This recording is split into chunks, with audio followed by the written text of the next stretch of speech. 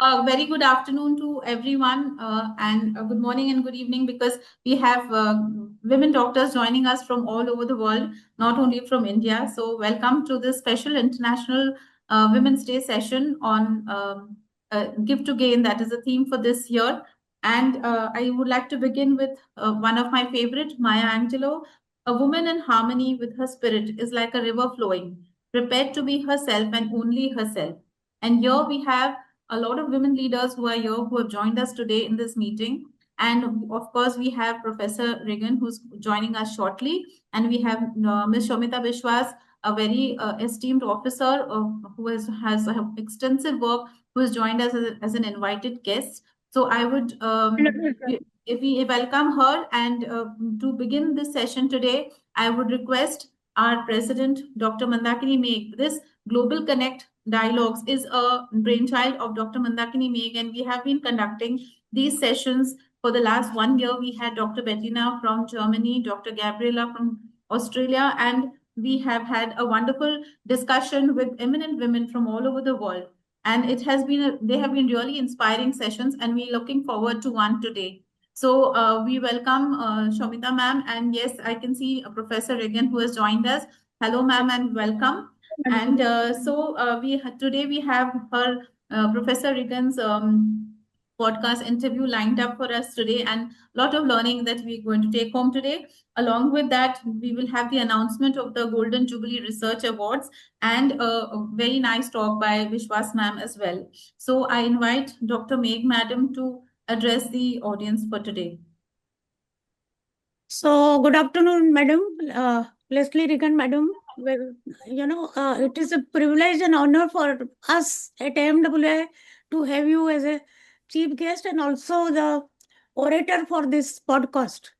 So, I'd like to give a little bird's eye view of our AMWI because so many people are joining all over the globe, and I would like to present little activities of our organization.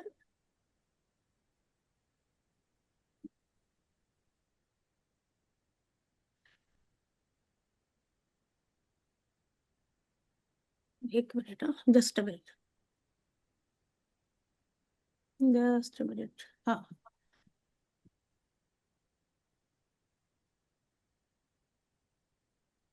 So, welcome everybody, all the office bearer of the AMWI.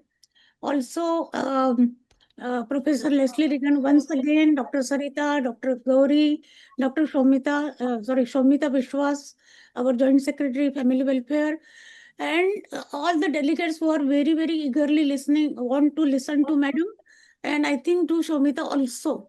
So, with this, we have this Global Connect Dialogue with AMWI. And Madam, I want to inform you that we have had AMWI presidents, we have had the world leaders, and it was very enlightening to listen to them, their inspiring stories. And today again, we have you. So thank you very much for accepting our invitation, and we are really honored.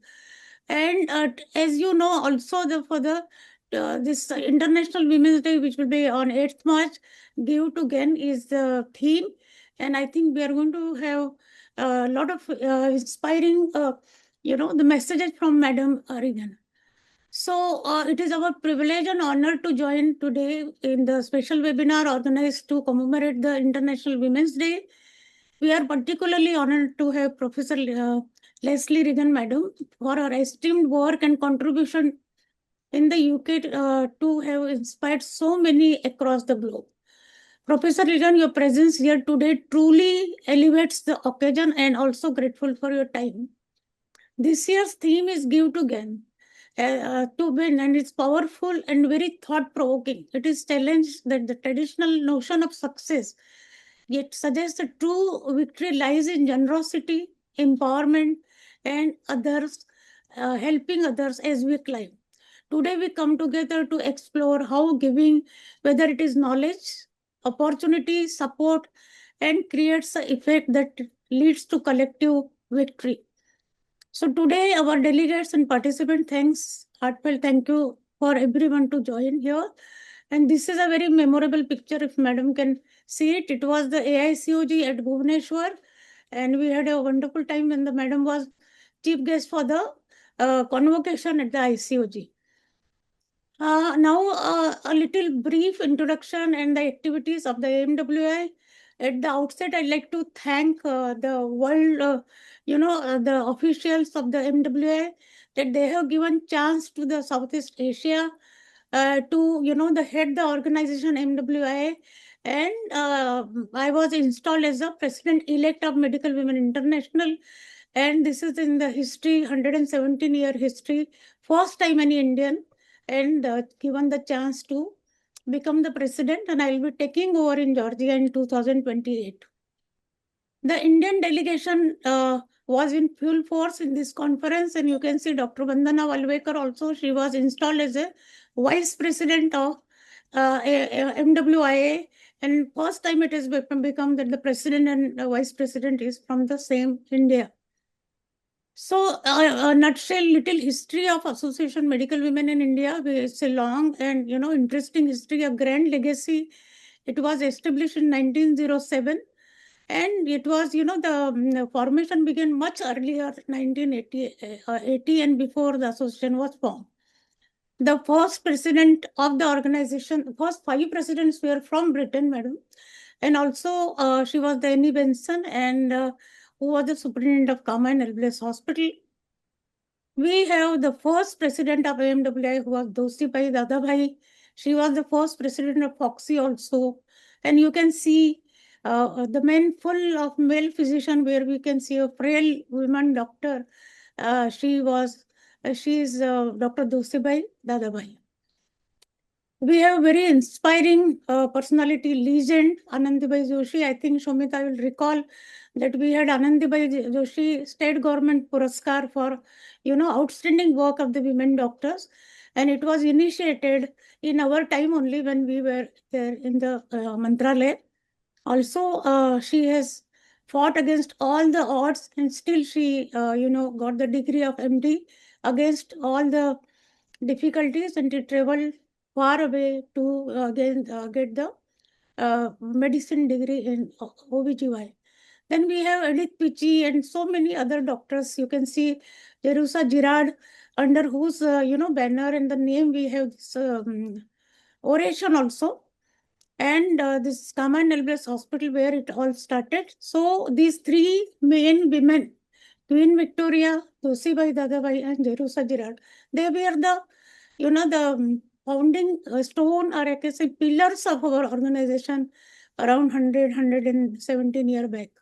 So few of the achievements which AMW has, achieved is that in 1916, the Lady Hardinge Medical College was founded by AMWI, and staffed entirely by the women, having women students also.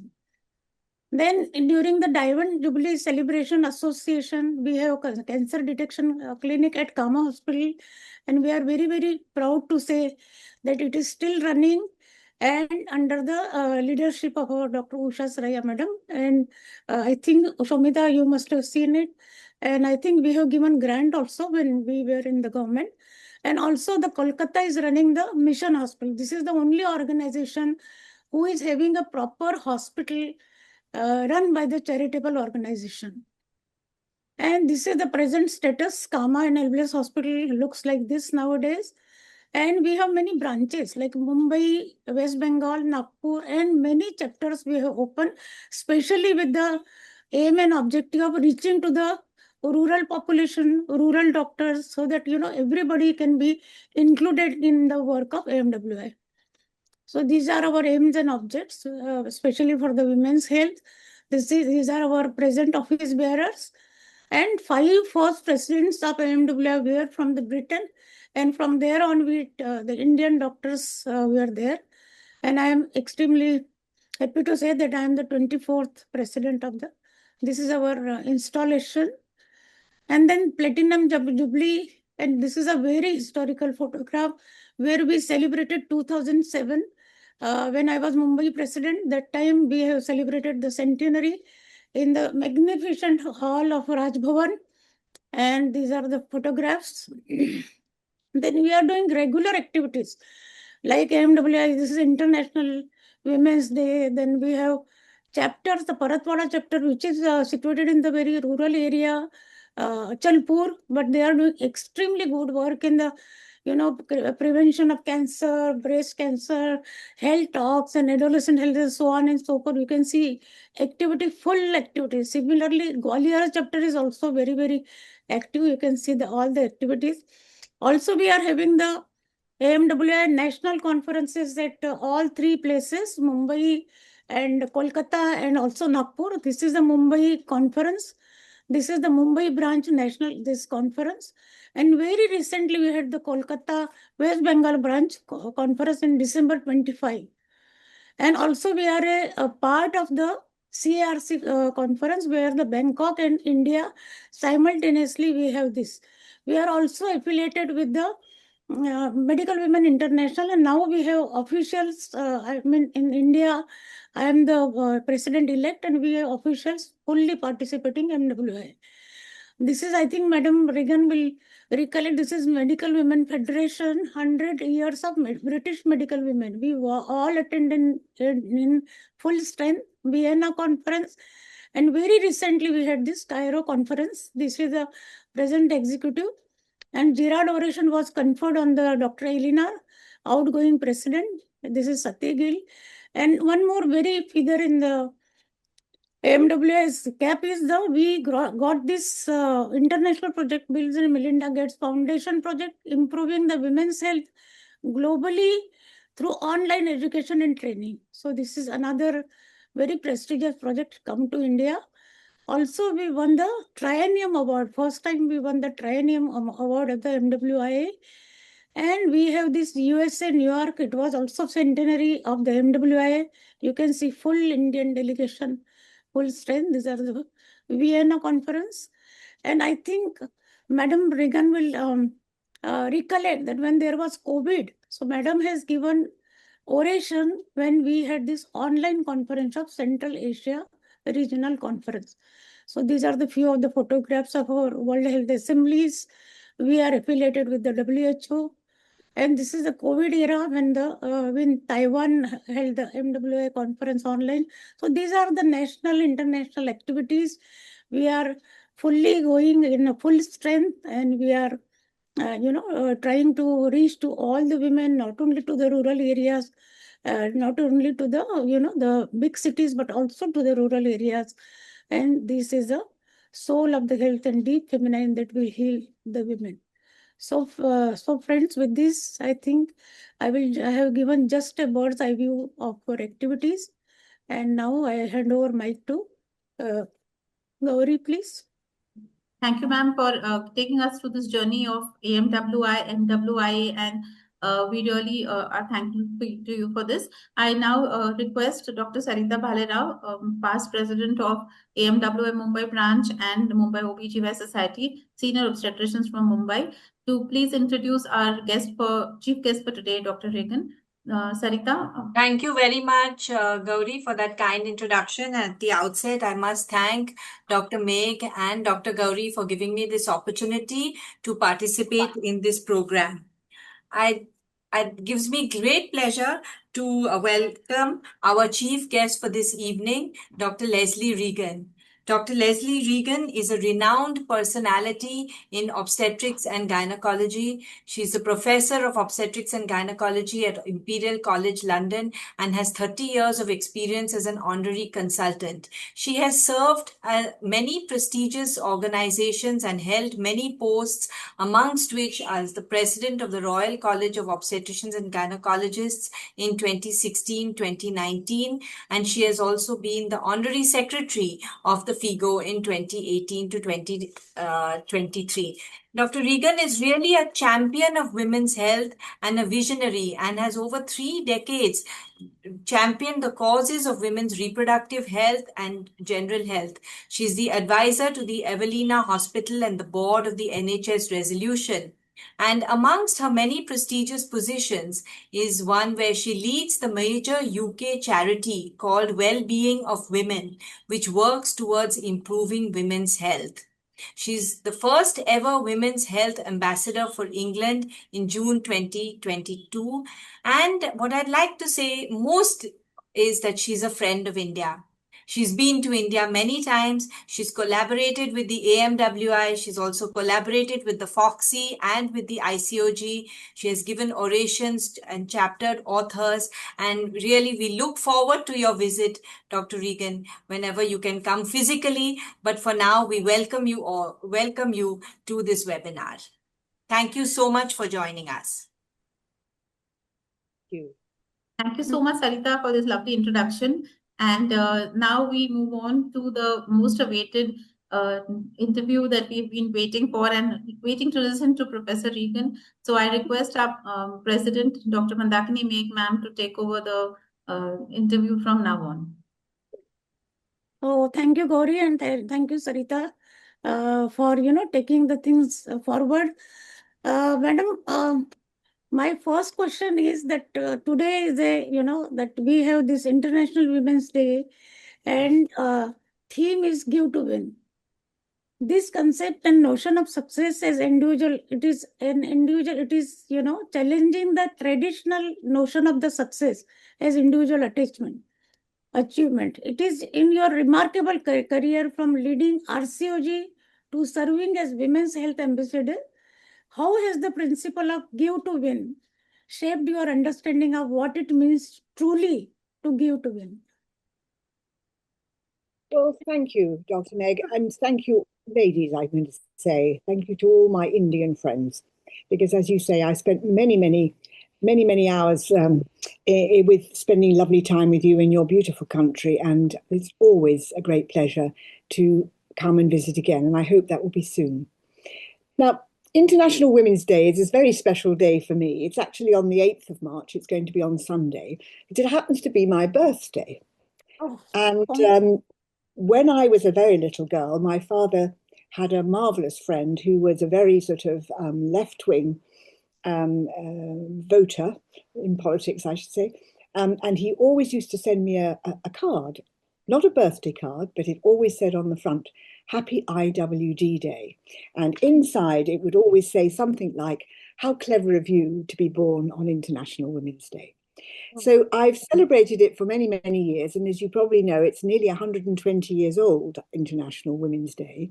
And it is very special. But I think Give to Gain is, for me, really an important thing, because I often say to women and to men who I've been mentoring or teaching or giving advice to, you have to give, and you have to give selflessly. But if you do, and I think women are particularly good at that, you always get payback. And I think of all the things that I've done in my career, and so many of the things that have happened to me have been almost by chance or serendipitous, but they've usually been because I've been offered an opportunity and I've thought, right, I'm going to take this opportunity, because if I don't, it may never come again. And I think that's a very important mantra too. But I've noticed in particular that the things that I've done things for other people, even if it's not an immediate gain, they always pay back sometime in the future. So my new thing is, you have to pay forward, ladies. You have to pay forward, because when people say to me, what can I do to thank you for this? Or what can I do to acknowledge this or do for you? And I always say, pay it forward. You go and mentor or support or give advice to another woman who's on that ladder trying to go upwards with her career, with her family, or with anything. So I think it's very important to remember. So Give to Gain, I think, is lovely.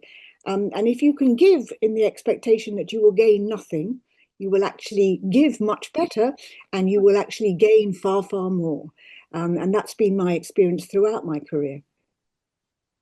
Thank you, madam, for very insightful. And I think you have properly, given your own experience, and your families, look out for the International Women's Day since the time you were a girl child. So how will you reflect your journey from medical student to global advocate and policy influencer? What has inspired you most in your total career path? Was it Give to Gain from other women doctors also in your career? I think, really, yes, because I went to a medical school that was actually the first medical school to teach or accept women. And a long time after, well, long before I went to it, they started to admit men. So when I was at medical school, I didn't think it was unusual to have women doctors or women medical students, because it was about 50-50 men and women, which was very unusual in the UK. If you went to other places like St Bartholomew's or St Thomas's, you know, the women there were about 5 women per every 100 students. So I had a different sort of impression about women and prejudice and it being more difficult for women. I didn't see that at all at medical school. And I had some fabulous mentors there, not all women, some wonderful men. And I think that's very important. Don't just think it's women that can mentor you. And then throughout my career, it's been a mix of men and women, but I was very much influenced by a woman gynecologist when I was a student. She was very, very determined every year to pick 1 or 2 of the medical students and make sure that they followed her into obstetrics and gynecology. And she was just a force of nature. She was a woman who'd been refugeed on 2 different occasions, one from White Russia to Berlin, and then at the end of the 1930s, she was evacuated from Germany and came to England. And if I tell you, ladies, that she paid her way through medical school in Edinburgh by playing poker, then you will understand what sort of a character she was. Absolutely determined. And she said to me one day, Lesley, you are going to become an obstetrician and gynecologist. And when I said, oh, I wanted to be a psychiatrist, she said, no, you don't know. You can do plenty of psychiatry if you do obstetrics and gynecology. And I think she was right. And I think it's probably influenced the things that I've wanted to specialize in during my career in medicine, because I've always been very interested in how women feel, how women respond, and the way that women, the women process the information that you give to them. And I've long since believed that you can always get women to understand what they need to do, and they are so valuable, particularly in the role I'm in now, which is working as a Women's Health Ambassador and trying to implement the women's health strategy in this country. And as any of you know who've been working with politicians and policymakers, it isn't easy. It's very slow and you have to keep saying the same thing. But it stood me in good stead, that understanding of how people think and how you've got to influence them to move forward and do the right thing. But it has fully underscored my absolute belief that we cannot afford, when we're trying to improve women's health, to not include women as one of the most important parts of that journey.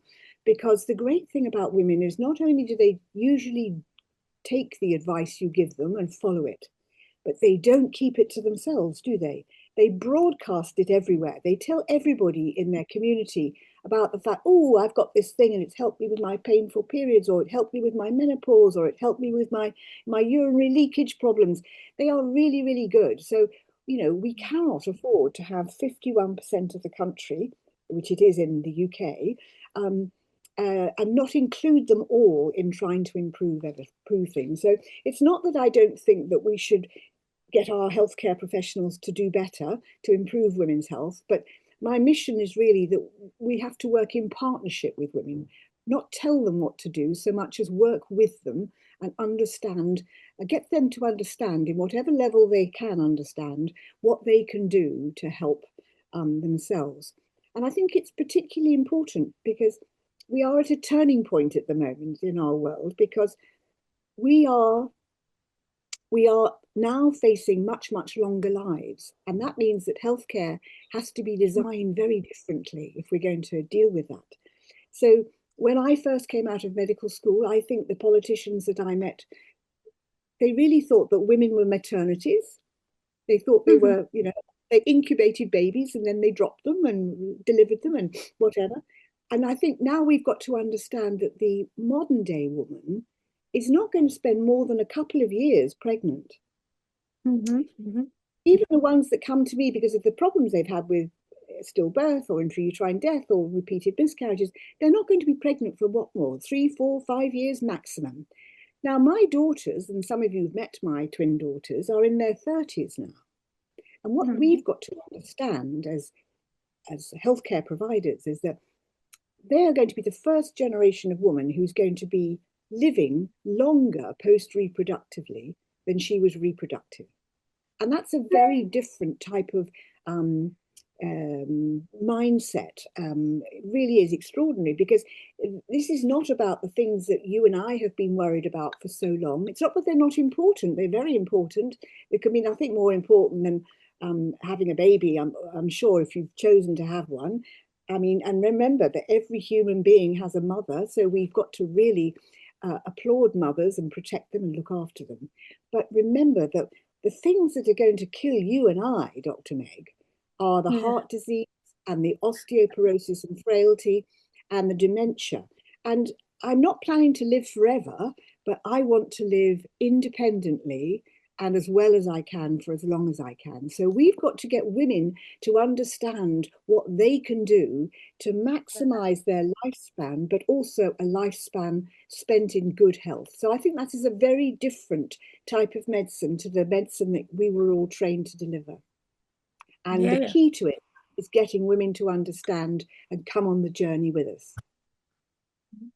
I think that is the basis of the policymakers today, allocating budgets. Apart from the reproductive, we have a policymaker here in Shomita Vishwas. We know that you had truly said that the reproductive is very short, but the longest period is the menopause, perimenopause, osteoarthritis diseases, and that is how the government now in India, we are more concentrated on non-communicable diseases, and especially women, diabetes, then heart disease, and a lot of budget is being, and we have this national program for the non-communicable diseases, and also we have a lot of budget for the women in geriatric and the menopausal age. So I think it goes well with the international policies also. So I think thank you very much. And I would like to again say here that the medical students, there was, I think I have shown the history that there are hardly anyone from India. But now if you go to any medical college or medical school, you can say more women than the male. You can see, I think 60 to 70% are women doctors. And they have their own problems, of course. But now the ratio has changed. Male to female ratio in the medical school has definitely improved. So with that, I'd like to go further. Madam, in your career, I think you have very much concentrated on one of the subjects, that is miscarriages. Until today, we have this, you have this Anderson Brooks Hospital, Cambridge, you have done your MD. And the miscarriages, though we are so senior gynecologists, but in India, we are having recurrent abortion clinics, we are having genetic clinics, and now we are having all this specialized clinic. But you have thought in those early days of the miscarriages, and also which was often a hidden and poorly understood topic. So what inspired you to focus in this area from the very beginning of your career, and which were the biggest challenges you faced in establishing the world's largest recurrent miscarriages clinic at St. Mary's Hospital? Well, thank you. It's a complicated story, as always these things are. And it was full of people who mentored me and said, well, why don't you do something about this? Yeah. At which point I would sort of, how you turn around, who are they talking to? And then, what, me? And I was a trainee in Cambridge, as you said, at Addenbrooke's Hospital. And it was the first time I'd been sort of in charge at night of large numbers of patients and things on my own often. And I used to be completely very distressed by these women who kept coming into the accident and emergency department. Remember, there were no sort of specialist early pregnancy clinics or emergency gynae clinics then. They just came into A&E, into the emergency department. And they were miscarrying, and it was 3 o'clock in the morning, and they were distressed. And they always said to me, well, why has this happened? And I couldn't find very much about it in the textbooks, apart from, oh, well, this is nature's way of sorting things out, which I didn't think was the sort of thing that would be very comforting for someone who's just lost a much wanted baby, and it was 3 o'clock in the morning. And I was talking to them, to my colleague at the time, who was doing some research with the Medical Research Council. And he said, well, why don't you do something about it? And I said, well, me? He said, yes, why do you do it? I said, oh, well, I'm not going to do an academic job. And that was the start. He said, well, you need to, because if there's nothing in the books, then you just need to go and find out about it. And that's how I started. And you mentioned that I now chair well-being of women, but back in the 1980s, when I was doing my training in Cambridge, there was a charity called Birthright, which Wellbeing of Women later changed its name to Wellbeing. And at that very early stage, when I had no training in how to do research, they gave me a very small amount of money, sort of seed corn funding, to do something about collecting some information. And that's why 5 years ago, when I was asked if I would go and chair the charity, I felt that that was the thing that I had to give back to. You say give forward and we give back. So they helped me get on that rung and that ladder.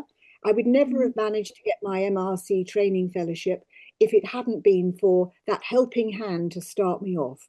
And that's why I've chaired the charity, and that's why I'm very proud of the fact that one of the things we specialise in at Wellbeing of Women is raising money for research and education and advocacy for women's health.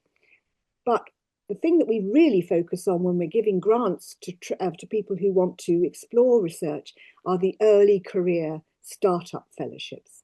And this year we've just been given quite a large sum of money by one of the government organisations, because they are also impressed with how important it is to invest in younger people and ensure that we have a pipeline of career gynecologists and obstetricians and academics and clinicians, not just scientists, but clinicians too, in our pipeline, so that we can hand over. Because we know you and I, Dr. Megh, can't go on forever, but we need to be able to hand over to the next generation and ensure that all of that knowledge that we've gained, they have an opportunity to benefit from. And I think that's a really important thing. So I'm very proud of our early career researchers, and the fact that we know that not all of them will be successful, but wow, when they are, it's so often due to the fact that someone had faith in them at the beginning and said, okay, I'm going to put my trust in you. And when you do that, actually, I don't think, particularly with women, I don't think many people let us down, because it's a very important crown to be wearing, isn't it? That people have invested in you because they think that you have the potential to do something for the longer term and for the greater good of women's health. And that's something that, you know, I feel very proud of our charity for doing. I think you have given us a very great message of charity, you know, and I think thinking from the heart, emotions. It's not only a mechanical work which you do. It requires a lot of, devotion, consistency, you know, feelings, and you are doing with a lot of, I think, conviction. And you have, I think, I'm very sure that you must have had your juniors also in the pipeline, because as you said, we are not going to live forever, and we have to, you know, make your second generation or generation 2, you know, can continue that work. So great message you have given to all of us, that we have to invest in charities, we have to give back whatever they have given, and they have given a lot of experience to us through their, you know, obstetric histories, their, you know, their, you know, the health problem which we could solve. And at least UK government is quite, I can say, progressive. I can say that they are encouraging you. Here in India, individual doctors are very rarely are able to do that, because in the policy it is again the politicians and, you know, the hierarchy there. But still, I think if you really want to do something, nobody is going to stop. So with this, I think I'm going to go a little further. But now you have nurtured many doctors, but you have, I think, public at large, you have educated them through your books, especially the book which I have, you know, been told about the miscarriages, what every woman needs to know. It's not only for the doctors, but for the women. And this is one of the best read books which I, you know about it. So what did you come to focus in this area of, you know, public health, education, continuing medical education in the public, awareness, it's not only technical doctors or CME, but it is very important to have this public awareness. In the government of Maharashtra, I'll just like to inform you that we have IEC department, Information Communication Department. Shomita, you know that we have full IEC department where we have this information, education and communication department for the health department. So I would like you to give some, throw light on this public awareness and the education, public education through the obstetricians. Thank you. So I was very, very focused on an academic and clinical career in the field of miscarriage, as you've been saying, and various other pregnancy complications. And I was also very interested in menstrual problems because I've always thought that it was complete madness that the thing that happens most commonly to a human being, i.e. having 12 menstrual periods a year for nearly 40 years of your life, because as we've all agreed, we don't spend much time being in pregnancy amenorrhea anymore.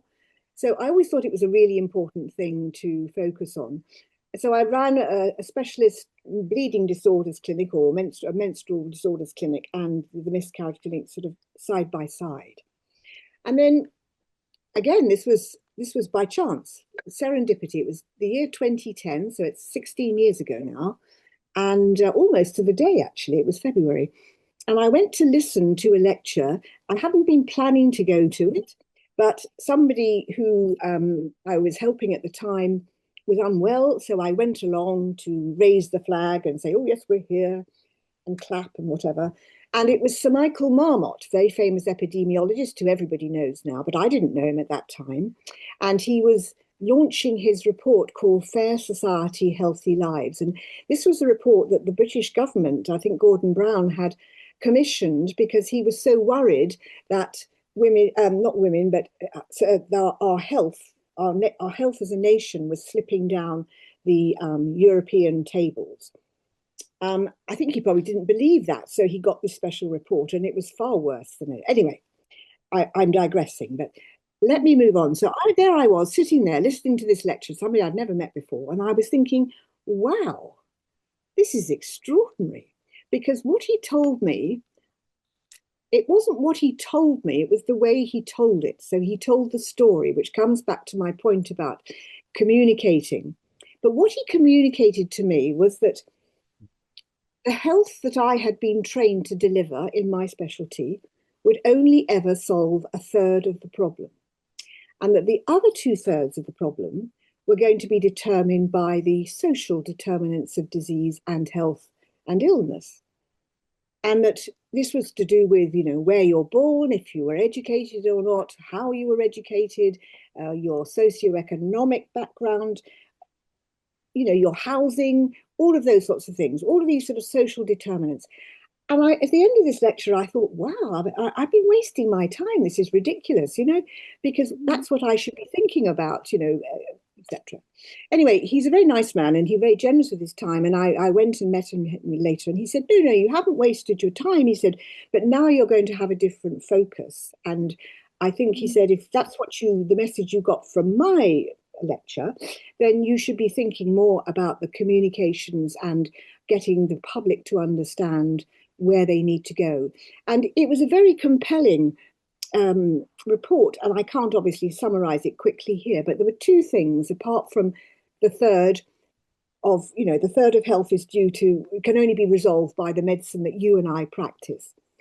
The second thing he said is that, and this is very exciting for an obstetrician and gynecologist, he said, well, the thing is that disadvantage starts before birth and it accumulates throughout life. But you can halt the disadvantage if you understand what you need to do to improve the social determinants of disease. That's number one. And then the last thing was that I subsequently asked him when he was helping me and guiding me, I said to him, so if you had one thing that you could do to improve medicine, what would that one thing be? And he thought about it for a moment and then he said, oh, well, that's not difficult. It would be education. And he said, and in a global context, he said, it would be the education of girls and women. because, as he put it to me, when you educate girls and women, you raise the whole of society because they influence so many other people. And you may be aware of that very, very beautiful Chinese proverb that women hold up half the sky. Yes. And I think it's very beautiful. The various books have been written about it. I actually think that is a real understatement, because it's not half the sky. I think they hold up a lot more than that, because they are 51% of the population. In the UK, they're now 50% of the workforce. The women in this country undertake more than 2/3 of all the unpaid caring roles in society. But, and this is the important thing, and that's why we need to educate the girls and the women make 80%, 80% of all household health decisions. So when you educate women, you're going to educate most of society. And I think that's a really important thing. And that's one of the reasons why I was so interested in trying to get women to understand what they can do to help resolve some of their problems, which is not saying it was all back to you. It's saying we need to do this as a partnership in order for you to have the very best outcome for your health and for your family. And because, of course, when you get women to understand that point, the first thing they're going to do is to tell their daughter and their son about it. And then, you know, if I'm lucky enough to have grandchildren, I'll be telling my granddaughters and my grandsons about how important it is to educate women. So that's what I think is important. And I think where you're coming from in India, where you've moved through, you know, real changes in societal norms and education, it must be particularly, it must, you know, echo with you particularly dearly. Yeah. Because now we are having the states like Kerala, where we have 100% literacy rate, because, you know, the literacy was very low. And when the literacy is low, very difficult to, you know, educate women, especially in the rural areas. So we are having this primary health center, rural, once a week clinics are there, you know, then we have prenatal clinics are there. And so many things that government has now improved. And also they have given some mobile to the ANM also to, you know, monitor those people, give them the message, because every woman is having a mobile, even she is in the low strata. So we are educating through their SMS, you know, giving health messages, and we are trying to do the education. I think India has really improved. So now, Madam. And I think there's two other things that I would add to that, and it's really understanding about what really matters to women. And what actually helps them get through their lives in the, you know, and allows them to optimize their potential. So, you know, there's always a tendency in medicine to go for the sort of, like I did in miscarriage, you know, the immunology of pregnancy loss. I mean, it's fascinating, I agree. But actually, the things that are really matter to women are being in control of their periods, for example. Because if you have problems every single month, 12 times a year, for 40 years of your life, and you're disabled by them, you know, that is a big disability to be shouldering. And then, you know, if you and I, Dr. Megh, were able to guarantee that my daughters and my granddaughters were in control of if and when and with whom and how many times they became pregnant, wow, what an incredible boost that would be to the world. It would also do a lot to reduce the violence against women as well, which I know that you're also worried about in India, as we are in the UK. And so it goes on, you know, so this year, about 400,000 women in the UK are going to become menopausal. Now, this is madness that 350,000 of them won't know what's hit them. It's madness, because if we got girls at school to understand about periods, they would understand about fertility, they would understand that your eggs don't run forever, they would understand about the fact that if you're menstruating, you're probably becoming fertile, so you need to control your periods if you're going to control your fertility, if you're going to have a sexual relationship with someone. That you must, you know, if you're going to have sex, you need to do it as safely as possible to protect everybody. And, you know, things like, well, just going into pregnancy, when you go into pregnancy in good health, then you are going to have a better outcome. But more importantly, the baby is going to have a better outcome. And as I said earlier, every human being has a mother. So this is very wide ranging and it affects everybody. And Yes. then we come back to the things that we're going to be experiencing much more now, those things in later life that we've really got to pay attention to. And we've got to resolve the obesity problem. We've got to resolve and get women not to understand how important it is to not become obese, because it increases every complication of every disease, and it also increases the prevalence of every cancer. And frailty as well. We've got to understand about that. So I think it's an ongoing educational process, and I think it's a great privilege to work with women because I learn so much from them. And I think at AMWI, actually, we are actually having this spirit of continuing education. I have shown my photographs, a lot of chapters which we have already created. They are doing awareness about the HPV vaccines. Recently, India has launched the government scheme. Actually, it is incorporated in the government scheme about the HPV vaccines and so on and so forth. So I think it's a great message for the people, and it is very inspiring for already they are doing this educational activities in the primary health center, rural areas, even in metros like Mumbai, we are having in Kama Hospital. So, madam, thank you very much for giving a lot of importance to the health education to the women. And I know of when we were sitting in our OPDs in older days. So whenever we used to ask the history menstrual LMT, she used to look at her husband. So her periods and everything, reproductive things were controlled by the in-laws and the husband. It was the story, but now it has changed. The scenario has changed very well, and now it has progressed. So with this, I think now younger people are want to ask you, madam, few questions about the younger generation, younger physicians. So I'll invite Gauri to ask you some of the questions for the younger obstetricians and your message for the younger people. So Gauri, please go ahead. Yes. Thank you, ma'am, for giving me this opportunity. I speak on behalf of the young women from India and from all over. So, ma'am, this is a twofold question. One is that young women in medical field particularly, they face a lot of hardships and juggling between their career, their family, their home, and, their own aspirations. What do you think that the critical mindsets that they should be carrying, and what message would you like to give these young women who feel they're struggling at every point, and they also want to do something, like they want to follow some passion, they want to create something or do something, like give something and try to achieve something, but they're so stuck between their hurdles? What would you advise them? Well, firstly, never give up and aim high, because you have to aim high, and that's why it's so important to have mentors, because it's very difficult to aspire to be someone if you don't see anyone that looks like that. And Yes. so I think it's really important that we think about that as role models as well. Very important. And sometimes people say to me, well, do you think you can have everything as a woman? Can you be a mother and a teacher and have a partner and look after your parents until they die, and so it goes on, and have a career? And I think the answer, is yes, you can have everything, but sometimes you can't have it all at the same time.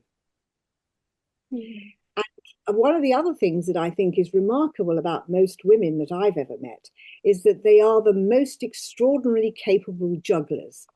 We juggle stuff all the time. And we're always telling our friends, aren't we, and our girlfriends about how we can juggle that one. And, we do juggling very, very well. And I think that I would just encourage all of the youngsters or the young women in your specialty and anywhere else for that matter. Yeah, aim high, make high bars for yourself. Be kind to yourself as well. There is no point being constantly critical. And I don't mean that you go around saying, aren't I wonderful? But being self-critical can be undermining, and it doesn't actually make things better. I think you need to be very optimistic. I'm often described by my trainees as the woman with incurable optimism. I think by some of the politicians that I'm working with now, that woman with the irritating optimism. But you know, if you're not optimistic, how can you get on with things? And I do believe that it's really important that you grab opportunities as you go along, because if you don't get them, you just don't know. And you know, there's been some things that I've done that have been a disaster, but I'm really glad I did them because I've learned so much from my failures. And I often talk about my failures, about the things that I didn't get right, because I think it's really valuable for other people to know that we've all got those. They tend to focus on our successes, but the failures are the things that really build your character and give you the tenacity and the strength to carry on and to support other people, because women are very good at that. And, you know, I think we need to be a little bit less critical. So, you know, when you apply for a job, Gauri, if you haven't ticked 9 out of the 10 boxes, you probably start worrying, oh, I don't think I'm suitable for this. But, you know, imposter syndrome, I'm now convinced the imposter syndrome sits on that little bit of the second X chromosome that the men don't have. Do you know what I mean? Because if you've got 3 out of the 10 qualities for this job, the man is going to say, oh, yes, well, I'll apply for that and I'll just wing it. You know, I'll manage to get through the others, whereas women are much more self-critical. Now, I think that's quite a good thing, but you mustn't let it paralyze you. So self-criticism and imposter syndrome are all fine, but they mustn't rule everything else. They mustn't stop you going to try new things. That's what I would say. But aim high. Don't be scared to make mistakes. Ask for help. And that's something else very, very important in medicine. As I always say to the people that I'm training or want to talk to me about something, you've got to understand that asking for help in medicine is a strength. It's not a weakness.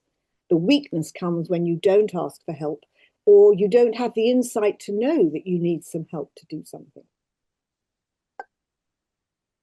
Oh, that was really wonderful. I mean, it really touched my heart. And I think all of us who are listening here today could really relate to what you were saying. And, you know, when we were smiling, we knew, yes, you know, we are always trying to be that perfect one and not being kind to ourselves at quite sometimes.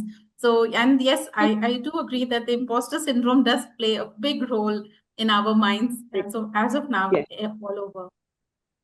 I think the other important thing I remember now, because, you know, people say to me, oh, well, how did you manage to do it? And you had twins. And I mean, I was beating myself up all the time that I was a terrible mother and I was a poor researcher and I was always late and this, that, and the other, because I was trying to juggle all those things. But, you know, but there are things that I didn't do because I had young children. So I used to, for example, I didn't travel nearly so much until they were teenagers, because I had a rule in my house that mummy only goes away for 5 sleeps, because you can count 5 sleeps on the fingers of one hand. And it was a rule that I stuck to almost all the time when they were little, and that I was never away for longer than that. And that meant that I used to arrive at conferences or scientific meetings right just before my talk, and then I would leave before all the social stuff happened. I mean, I was a right old party pooper, but it was my compromise for I didn't want to not go to the conference or to learn about new things, but I had to consider them too. And I feel incredibly privileged that I now have obviously twins, 2 daughters aged in their 30s now, who actually are pleased that I've got a life of my own, because all that time I was beating myself up, Gauri, about, oh goodness, you know, I don't go to the yoga classes and I don't make the cakes myself, and, you know, and I'm late to prize giving and things like that. And actually, those mums who were helicopter mums and always on their cases, when they went off and, you know, when they flew the nest, my girls, they were amazed, because a lot of the people that they'd grown up with and whom they'd feel quite envious because their mothers did make cakes and did go to yoga with the other mummies and whatever, they were horrified because these mothers were trying to come and visit them all the time. I dropped my 2 off at different ends of the country. I was very worried about that, because not that they were going away, but because they hadn't been apart before and they were 18. But anyway, one was in the north in Edinburgh and one was right down in the south. And I said, look, I'm going to come and visit once a term if you want me, but don't worry about it. You know, the money will still keep coming. I'll keep paying into for the maintenance of this, that, and the other. Give me a call every now and again, but I'm not going to come and bug you. And they just sort of said, oh, Mum, we are so happy you've got a life of your own. Some of these other people just can't let their children go. And, you know, I tell you that story because I remember when my twins were born, they were born prematurely, and it was just before Christmas, and they were quite early. They were only 33 weeks, and they had to go into special care, and they were all, they were wired up for sound, and they were ventilated and this, that, and the other. Anyway, it's Christmas Day came, and I was there in the special care, in the intensive care unit for the baby, and my father came to visit me, and I was saying to him, oh, and I was feeling a bit low because everybody else was having Christmas at home, and and I didn't mind missing Christmas, but I just didn't want my little ones, and I didn't know if they're going to be okay. You know, it taught me a lot about being a patient, that actually, how frightening that is. And then he turned to me and he said, and I shall never forget this, and I share it with everybody who asks me about it, you know, darling, it's not that difficult. Children need two things in life. They need really, really deep roots to feel loved, and then you have to give them wings to fly away. And I think that was really, really wise advice, because you do have to, you know, give them roots that they know that they love. They always knew I loved them, even if I had to buy the cake from the local supermarket. But also I let them fly away. And I think as a result of letting them fly away, and this will go down the generations with grandchildren as well, if you let them fly away, they often want to come back. So that, you know, it's not a coincidence that they want to spend more time with you if they feel that they don't have to come and spend time with you. So it's a win-win, that one. Wonderful. So you give I to think gain. Give to gain. That goes right with our theme. I mean, you give them freedom and you gain their company soon, and you know that you're loving your children unconditionally, but helicoptering them is not going to be the answer. And I know that it is a very difficult task, but I think all the moms here should realize and recognize that, you know, this is how, you know, this is a wonderful message from you to all of us. One more thing that I would like to ask you was, now we have our Dr. Mandakini Megh as coming up as a MWI president in 2028.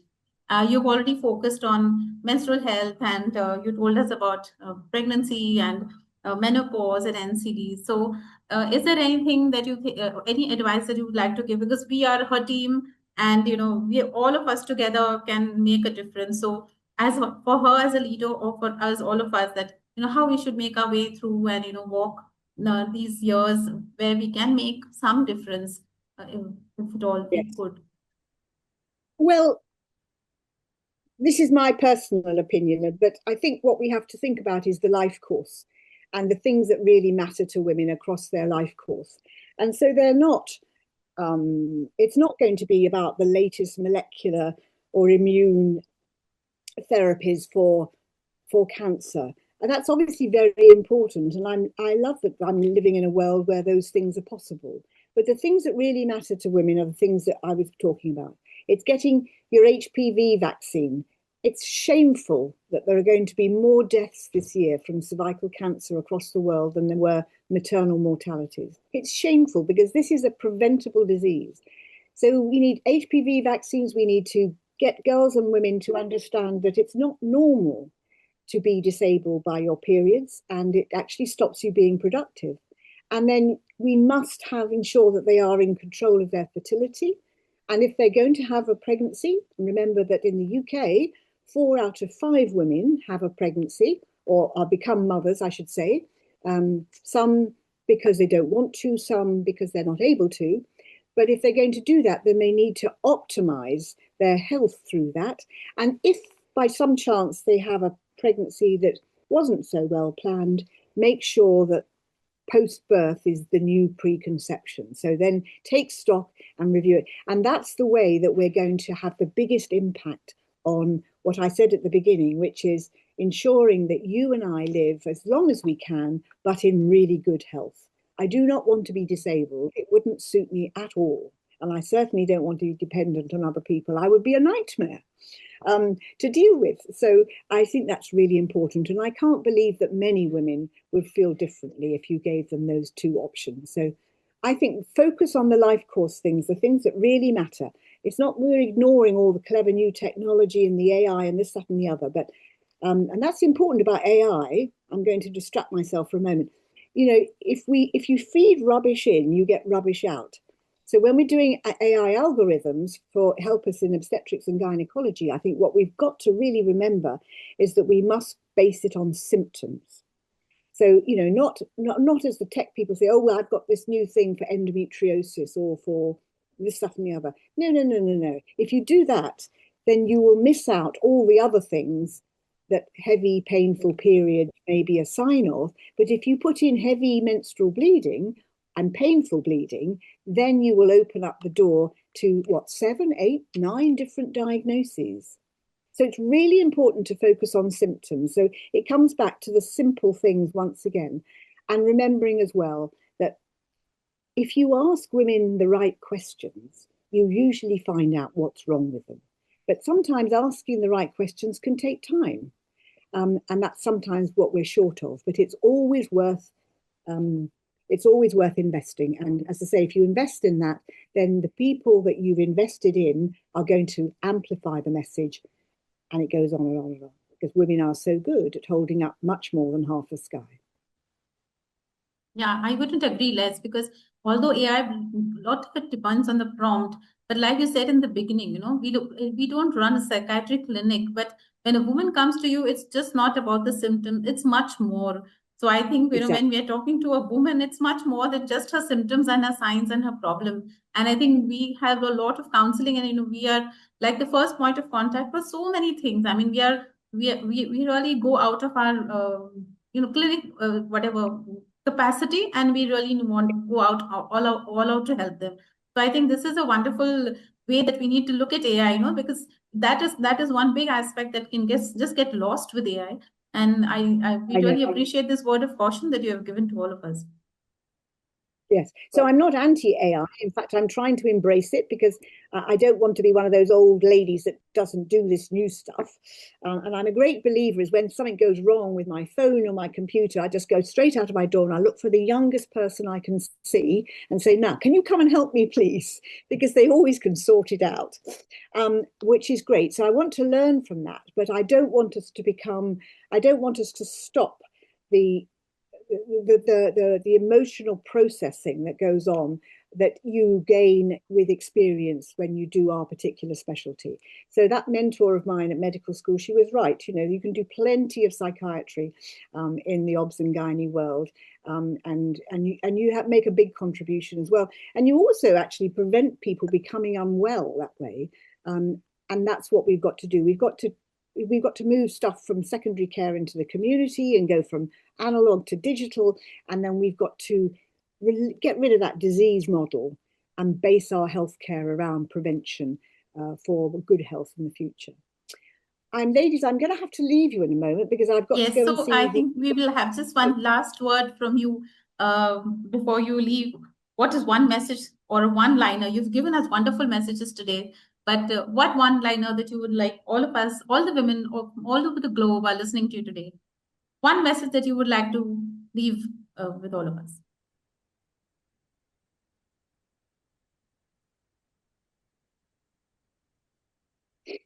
That every one of us can be an advocate. Now, advocacy means there's lots of definitions, but my definition of it is to persuade people, not tell them, persuade people to think and act differently. And when we do that, we have an enormous amount to gain, particularly in our specialty and in public health as well. So that would be what I would suggest, that we all think we should all see ourselves as having a role as an advocate, and it can start everywhere. And I think also I would say that we do have to come together as women to find some way to reduce the burden of violence against girls and women. And I think that I'm sure that I'm not going to meet anyone, am I, who's going to confess to not agreeing with how important that is. But I'm afraid that we've got to, we're also paralyzed by how enormous the problem is that we don't feel we can do everything. And that's why I've chosen the advocacy bit, because we need to persuade people to think differently, women to think differently and men to think differently, so that we can actually change the dial and turn it round a different way. So I've said several things there, haven't I? But I think it's all coming to that one thing that, you know, we need to understand that women make 80% of all household decisions, that everybody has a mother, and that we've got to use the fact that women are such incredible jugglers to keep on doing all the things that we're trying to do. So never give up and aim high. Yeah, thank you, madam, for your very, very informative, insightful, inspiring podcast. And I think all our viewers and all our delegates are very much benefited.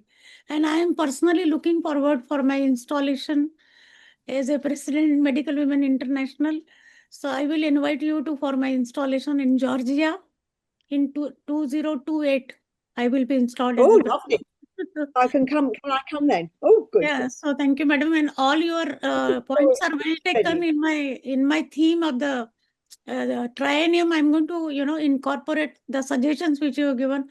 They are very, very, you know, apt suggestion, and I think we will have Gauri in our this theme of the year. So yes, ma'am. What I will do, if I may, is when the refresh of the Women's Health Strategy is published, it's going to be in the next couple of weeks, and that's why I keep being delayed and pulled away to do things. I will send you the forward I've written, because I think it probably summarizes what we've all been talking about. And thank you for being so generous and nodding at me so enthusiastically, because it does help when you're talking virtually to people to have some sort of reaction. So thank you for putting on your cameras and sharing your enthusiasm with me. So thank you very much. It was so wonderful. Yeah, and looking forward for all the collaborations in future with the RCOG, with the PIGO, with our MWIA, and you are the great champion. I remember you giving the oration when we were online in the COVID. You gave the oration, and we sent you the plaque by post. We sent you one trophy, if you remember. So thank you very much. I do. And I think, you know, I think we learned so much from COVID, didn't we? Particularly about virtual meetings. And, you know, although I prefer to meet in person, so much better that we could do this today rather than me saying, I'm sorry, I can't travel at the moment because of this women's health strategy thing. So lovely. So I think we and it goes to show that, and that's something else I should think as a takeaway point. Never waste a good crisis. Because you can always get something out of a good crisis if you look hard enough. And I think the value of virtual presentations and things, I mean, all we had was Skype before March 2020, wasn't it? And mine never worked. It made that funny, like, do, and it never worked and it was awful. But now, look, we're all on virtual things. We've all got masses and masses of tech to support it. So something good came out of the COVID crisis. I know a lot of bad things did, but never waste a good crisis. Look hard for something that's good that can come out of it. And that's my last word to you. Have a lovely evening. And thank you again for including me in your evening, because it's been a real pleasure to see you. And how lovely to look around the screen and know that all of those smiling faces are my friends. And that this is not the first time, and it's not going to be the last time we meet. So thank you again. From India. Thank you. Namaste. Thank you so much. Namaste. Yes, namaste, and thank you, Dr. Lesley. It was so wonderful. I mean, we all have so many take-home points today that, you know, we need to listen to this webinar again and again, you know, and anytime we are low, I think this is one webinar that we need to save in our downloads, you know, that we can just play it once more. And I think that is one kind of advocacy when, you know, it's already, I mean, seeped into all of us that, yes, we need to listen to this over and over. And there was such personal also, you know, messages that we all have drawn home today. So I think that has been really wonderful. And we really appreciate your time, because we know that you've been juggling between so many meetings. We really appreciate that you have given us this time today. I know it's a busy morning. I was coordinating with your office And we are all in on behalf of Dr. Megh and AMWI and all of us. Thank you so much, and a happy Women's Day to you, and a happy birthday too. So we all wish you a very happy birthday on Women's Day, and every Women's Day we will remember your message. Thank you, Dr. Regan. It was wonderful. Bye. Bye. Thank you very much indeed. Until we meet again, take care. Yes, ma'am. So with this wonderful message that we have got from our chief guest today, I hand over to Nidhi to, take the proceedings forward. Nidhi, we have Dr. Shomita ma'am will be talking. So thank you, Gauri. After that enlightening discussion with Professor Regan, we'll move on to our next invited guest speaker for today, and that is Mrs. Shomita Biswas. She has done her Indian Foreign Studies. She's passed out in the 1988 batch. She's done her PG, a postgraduate in Public Policy and Management, Maryland University, US, and MDI, Gurgaon. MSc in Genetics from Indian Agricultural Research Institute, Delhi, MSc in Forestry, IGNFA, Dehradun, worked in health sector for 7 years, particularly in reproductive, child and adolescent health from 2003 to 2010. She is a member secretary of the Maharashtra State Commission for Women for almost 5 years from 2010 to 2015. Has received award from FOXY and MOGS for outstanding achievements and social contribution in 2014. She is a CEO of the National Medicinal Plants Board, Ministry of Ayush, Government of India from 2015 to 2018. Joint Secretary, Ministry of Agriculture, Government of India, Sustainable Agriculture.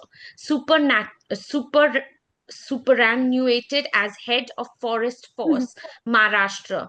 Received National Level Award on Srimati Amrita Devi Award on Forestry, Sustainability and Social Contribution. So words are few for the achievements that you have achieved, ma'am, and a very warm welcome to you on behalf of Dr. Megh and the Association of Medical Women of India. It's a delight and a pleasure, and we are honored to have you on this platform, and we would like you to give your insights after hearing Professor Regan. One minute. I would like to just say one word about it. We have worked together in the policy making, especially in the family welfare, reproductive child health. And that was the, I can say, golden era of our department, when the most of the government resolution policies were made for favoring the doctors, for favoring the obstetricians, for favoring the, laparoscopy surgeon, and so much was done. And I am extremely happy that I was the advisor, I was the officer on special duty, and they listened to me also. They listened my advice also as a technical expert, and I think we made a very good team. Myself, Annadeni madam, and Shomita. So I request Shomita, please highlight your work and just give a proper message about the sustainability and social, that message you must give to all the obstetrician and the doctors here. Thank you, Dr. Megh, Dr. Nidhi. At the outset, I would like to extend my gratitude for giving me this opportunity to share my thoughts. So I have a long journey in the sense, in terms of my, professional trajectory that I had. Actually, I belong to Indian Forest Service, not Foreign Service. Forest Service, 1988 batch. So my journey started with the Forest Department, actually. So I have 5 minutes. So I'll try to restrict myself in 5 minutes. So I'll just share some of my thoughts, because many things come to my mind.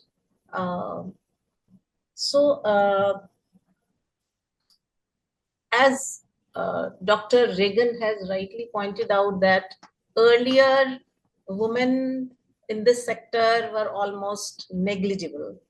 In the batch of almost 100, there were only 2 women, 3 actually. One of them left. So only 2 of us were there. So you can understand our situation there. And during that time, how, and in the forestry sector, because that was supposed to be a little difficult sector to work for women. That was a thing. But when I came to Maharashtra after cadre change, after my marriage, so the territorial division, like in for IAS, women were never given, postings of collector. If you remember, Dr. Megh, Gokhale ma'am was the first woman to get collectorship in, I think, in 70s, mid 70s. Similarly, I was the first one in Maharashtra to get territorial postings.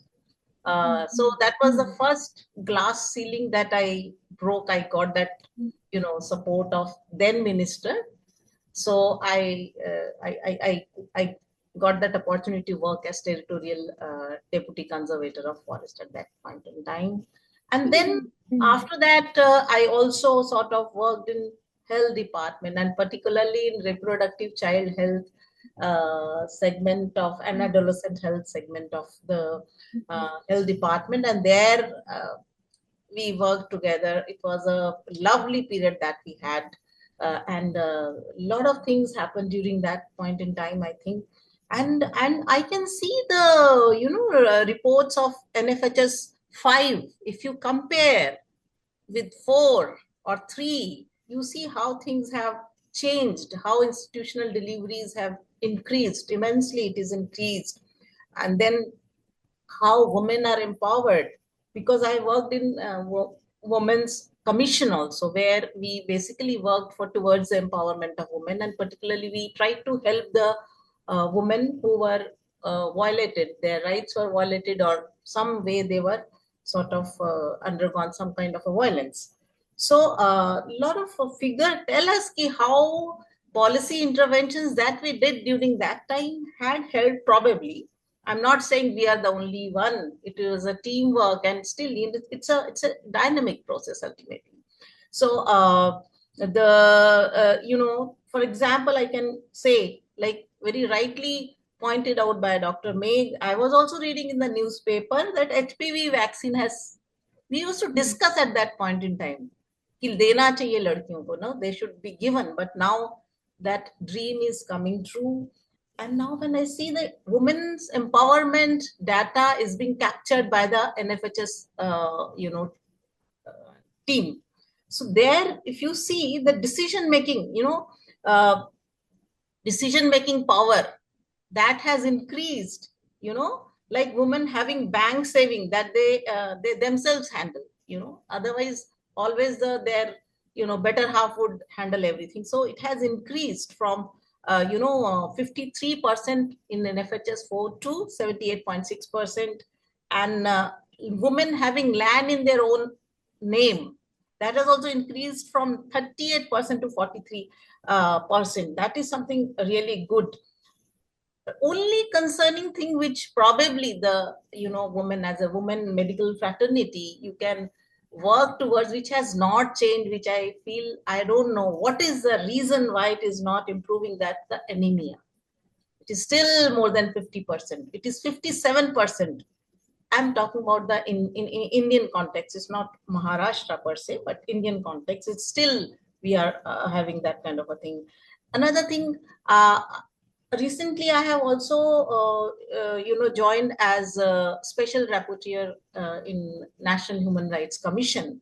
And there I got the opportunity to see a few of the institutions in some of the states. And there I see that mental health, I think this is something very, very crucial that we as a woman, I think, particularly for women and as a medical fraternity, if you can take up some kind of a, initiative with regard to mental health, because I saw there, when a child is sort of abused, or the woman is sort of thrown out of home, or whatever it is, in different situations they come to some shelter homes, there I see that most of them suffer from mental health. Otherwise also, during Dr. Regan's discussion also, this thing came, counseling and all these kinds of things. I think mental health is very, very important. that probably you must be working, but this is one such area I think very, very important. And a third thing I would like to mention here about the adolescent who are in the virtual world all the time. This is a very, very dangerous trend, I feel. It's a necessary evil. You will have to give mobiles to the hands of our children, but at the same time, they are all the time in the virtual world. I don't know which direction they are being taken to. So I think something has to be done on that count. And one message I would like to give all the women, young women, a lot of nice things have been, shared by Dr. Regan here. She talked about educating a woman is actually educating a society. Then women are good jugglers. Yes, correct. Women are very, very good jugglers. And I had been doing that in my professional trajectory also. Once I was in health department, then in the women's commission, then I went to I was CEO National Medicinal Plant Board, then again I went to the agriculture sector, then I came back to the forest department. So it was going on and on. And I would like to say that while I was the head of the forest force in the Maharashtra Forest Department, I saw that all of you are doctor, and 70% of the students are now, women, girl students, I think. So there, now because of the reservation policy, women have that reservation in state of Maharashtra. So a lot of women are there in the forest department, to an extent that interiors of the forest, women forest guards are working. So you can imagine the kind of situation they must be facing there in the interior of forests. So for them, I try to organize certain consultations, workshops, where the women from forest guard is like equivalent to something like constable, right, or talati in Indian Administrative Service, Revenue Service. So from forest guard to Indian Forest Service officers were there in such conferences or this thing, where they could share their initiatives as well as challenges. And we try to sort of introduce certain policy interventions so that we could help such women who are working in the interiors of forests. So that is something credible, I would say, that Maharashtra is doing. In the other sectors also they must be doing, but forest sector is one such very, very difficult sector, I would say, that they are doing. And I was the first head of forest force in the state of Maharashtra. That was another glass ceiling I broke when I was deputed as head of forest force. So it was not very easy to be at the helm of helm of any administrative situations. So but as Dr. Regan also said, never give up. That's something that, and give your children roots and also give them wings. So kya hota hai na, like kite, you keep the thread in your hand, but give them that liberty also to fly. That is a wonderful message she has given, and I fully agree with her. So at the end, I would, at this occasion of Women's Day, International Women's Day, I would like to call upon the Indian Medical Women Fraternity to join hand with women in every walk of life, every age, and celebrate the International Women's Day and celebrate this womanhood. Thank you.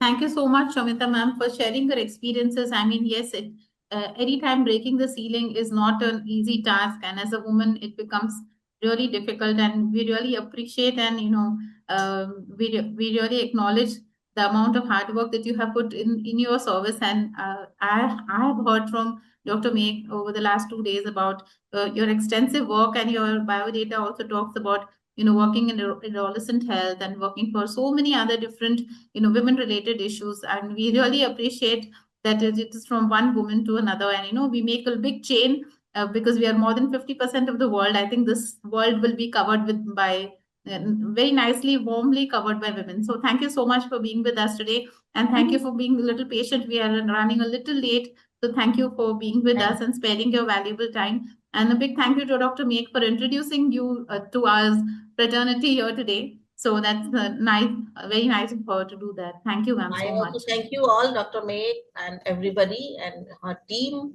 Sunita, I'm grateful to all of you. Yes. will be our advisor because she has worked in the health department so long. She has all the insight.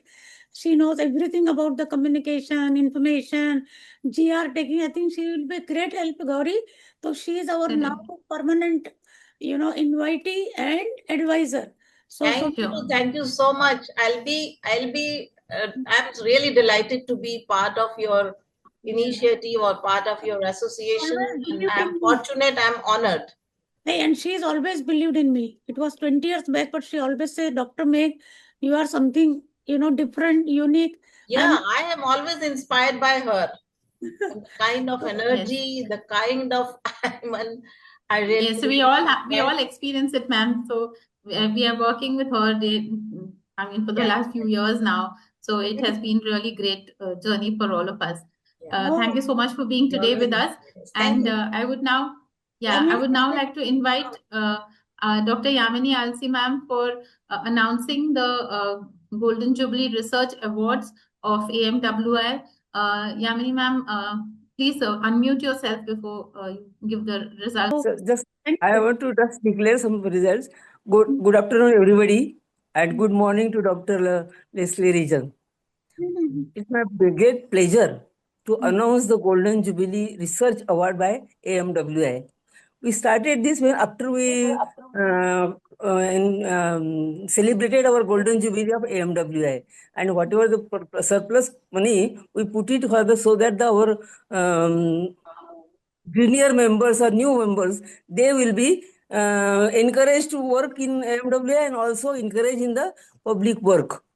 So this year's Golden Jubilee Award, I am very happy to inform that first goes to Dr. Sonali Abhinav Deshmukh, Assistant Professor of OBGY in Grant Medical College, Mumbai. Where is Sonali? The title of the paper by Dr.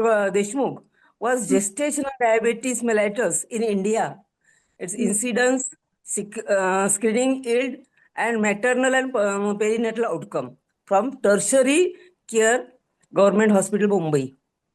Means she had not only, but we had done a lot of work there, and the results will be declared because when she usually in the annual of our national conference, we ask them to represent their paper in the conference. So that time we will be attending the conference in December in Nagpur, and our national conference of AMWI, and we will be listening to her because in details. So I'm not going to have details about this paper, but it is really the award consists of AMWI silver medal and also cash prize of 2,500. So congratulations, Dr. Sonali Deshmukh. And the second prize, there is always one prize, Golden Jubilee academic paper. But we are going to, there is one specific appreciation award. We are awarded to Dr. Gira Soni. At present, she is the honorary secretary of AMWI Nagpur branch. And her experience of 25 years practice, she has established a diabetes complication screening unit to screen for macro and microvascular complications of her diabetes. So she has done her own, and patients are screened for diabetes and to its complications in her annual flagship program. Every year she is conducting, that is free of charge. Till she has done So about 5,000 patients have been screened. So I'm very happy to award her appreciation award from AMWI, Golden Jubilee Appreciation Award from Golden Jubilee. For the work which I have done, which is very close to my heart, that is gestational diabetes, as well as ruling out the micro and macrovascular complications in all diabetics, and to spread the awareness about it.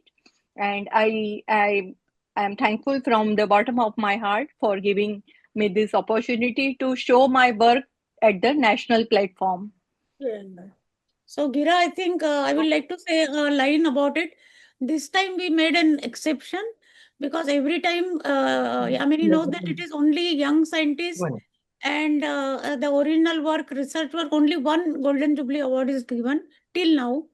But because our own faculty, our own member, who is not an obstetrician but a physician and done excellent work. You can see that 5,000 patients on her own she has examined and done so much of work. So I told our joint secretary, Dr. Gauri Karandikar, this time let us make an exception because, this is give to win. Yeah, this is give to win. We are actually having, because we want to involve more and more people so that they are motivated to send their biodatas next time they. So this time we have this special. So congratulations, Kira. Thank you, ma'am. Thank you. Yes, ma'am. The recognition is profoundly meaningful to me. It strengthens my commitment to continue advocating and working towards safer, more equitable, and compassionate society towards pregnant women. I with humbly accept this honor. Thank you, Megh Madam, for inspiring me, for encouraging me to do more and more work in this non-communicable disease. Of course, we work in government medical colleges, but doing a research and was another thing. And this I did a 5 years research for all GDMs, and not only screening but also the diagnosis, the prognosis, what all incidents was found out, what all complications we handled. Then it strengthens my committee to advocating towards safer pregnant women. It's also not only a personal milestone for me, but also a tribute to strength, courage, and resilience to countless women. My heartfelt thanks to Megh Madam, President of National President, ma'am, Dr. Suvarna Khadilkar, madam, and also my guide, Dr. Vijay Kalankar, sir. Thank you so much, ma'am, for the prestigious recognition.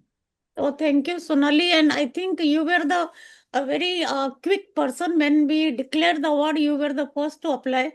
And we saw your work, and it is not very easy that being in the government and doing so much of the public work, still you can do the research and, get this award is quite commendable. So, because I have been in the public hospital, so I know that it's so difficult, doing regular duties, doing regular operations, all the list, and then do some extra work. That is quite commendable. So I think you are now going to become inspiration to your juniors. And on the national platform, you have been awarded by the past president, our Yamini RCOG Joint Secretary, Dr. Sarita Bhalerao, ICOG Secretary, everybody here. So this is a great moment of achievement. So congratulations, heartiest congratulations to both the winners. And I think you keep on spreading the good word. That is a real meaning of this is give to win, is a real meaning where we involve more and more people and collect and motivate them, inspire them. So congratulations. Mandakini, Gauri, what Dr. Regan had said, that we have to go to the society for this and these girls, I will call girls, they are also going to the society, and that is really wonderful. I must congratulate both of them. Let me come to the end of today's session because we have already exceeded our time for today. So I would really like to thank Yamini RC Madam for doing this wonderful declaration of the results. It is so nice to see SENA members getting so actively involved, and the happiness on her face, and the encouragement that I can see on her face is so nice. And that's what Dr. Regan has said. This mentorship is something which is invaluable in AMWI, and especially in Indian women doctors, we see, and that is we really appreciate that, ma'am. Thank you for being with us and doing the honors.